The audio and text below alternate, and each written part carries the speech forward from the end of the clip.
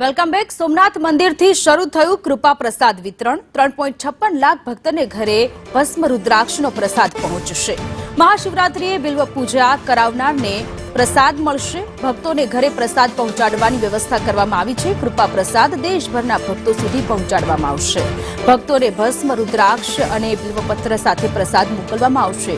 1.55 લાખથી વધુ પોસ્ટ મારફતે કૃપા પ્રસાદની વ્યવસ્થા ગીર સોમનાથમાં સોમનાથ મંદિર પ્રશાસન દ્વારા કરવામાં આવ્યું છે।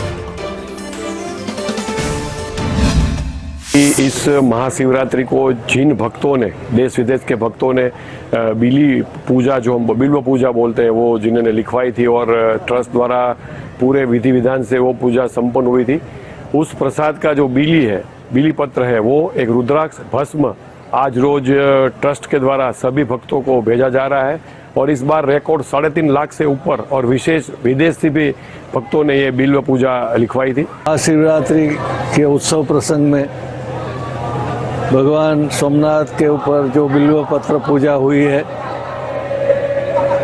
उसके आशीर्वाद के रूप में बिल्व पत्र, भस्म प्रसादी और रुद्राक्ष ये तीनों भगवान शिव के प्रतीक, उनको सभी भक्तों के घर पर पहुंचाए जाएंगे।